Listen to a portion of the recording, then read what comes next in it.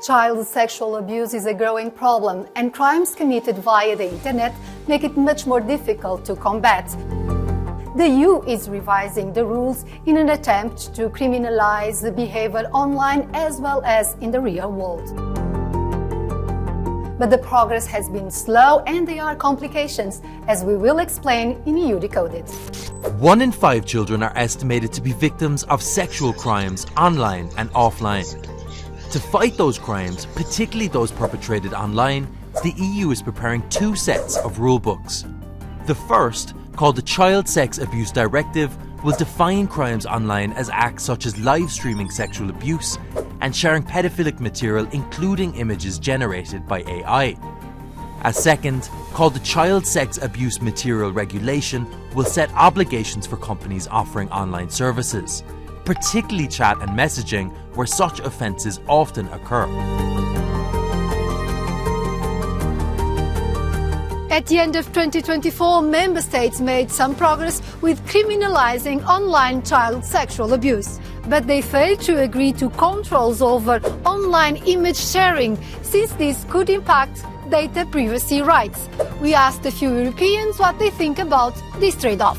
Das, was ich gehört habe, was ich gelesen habe, ist, dass tatsächlich einfach die Möglichkeiten zu groß sind, so einen Missbrauch zu betreiben im Netz. Und ich bin da sehr dafür, dass die Gesetze verschärft werden. Von meiner Warte aus, ich bin nicht Teil der Gruppe, die Gefährdung versprüht, die eine Gefahr wäre.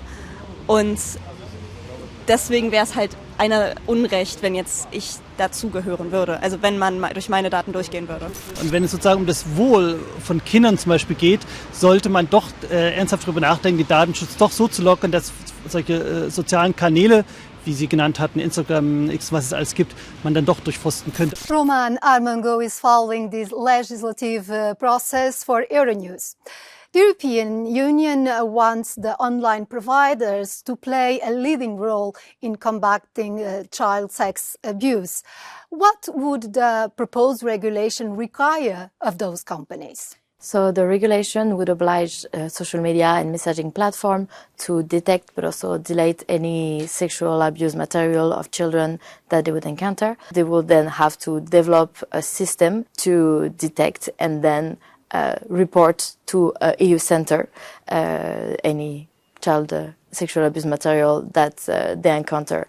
And this would also be a scanning of encrypted messages that was until now the most private way to communicate online. Why is the access to encrypted messages in media such as WhatsApp and Signal proving so controversial? Online privacy advocates are saying that if we create a breach that would enable government to detect child sexual abuse, it could also lead to malicious actors, but also authoritarian governments to then be able to scan all messages and created mass surveillance of citizens, journalists, political opponents. And once these rules are set on place, how easy will it be to check if they are working properly? The regulation will create a EU center that would be the coordination, and the primary role will be to make sure that the regulation is implemented properly. But they are also responsible to make sure that these content were actually deleted. And if they found that platform didn't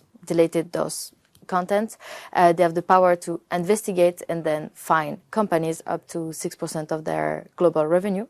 But this EU center will have to create new way to better detect child sexual abuse online throughout new technologies. Negotiations are set to start between the 3 EU institutions, the Parliament, Commission and Council in 2025. A solution is needed. Europol and national investigative authorities are waiting for tools to combat these crimes. An existing exemption to privacy rules allows online providers to voluntarily detect, report and remove child sexual abuse material. But that runs out in April 2026, so new rules must be found by then.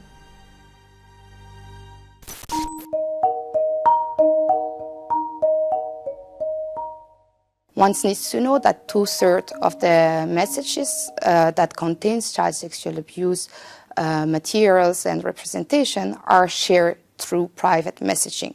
It is a critical area where the crimes occurs, and we cannot accept to leave children behind in this environment. It is true that all this wrong behavior is happening, but what they are proposing is to address a societal challenge through a technology solution, which is not going to work. You cannot just think that you're going to wave a technological wand and you're going to bring a solution.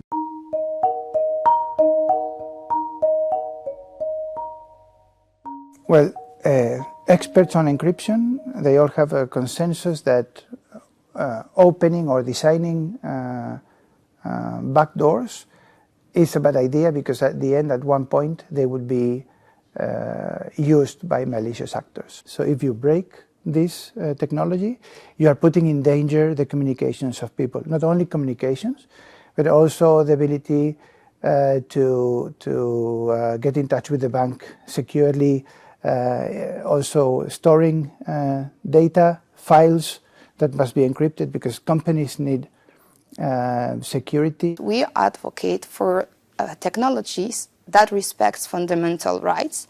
We also advocate for the creation of an EU center that would assess and validate any technology before it is used. And we believe there is a way, if we have strong EU laws that encourage innovation, that we could find technologies that protect the fundamental rights of all users.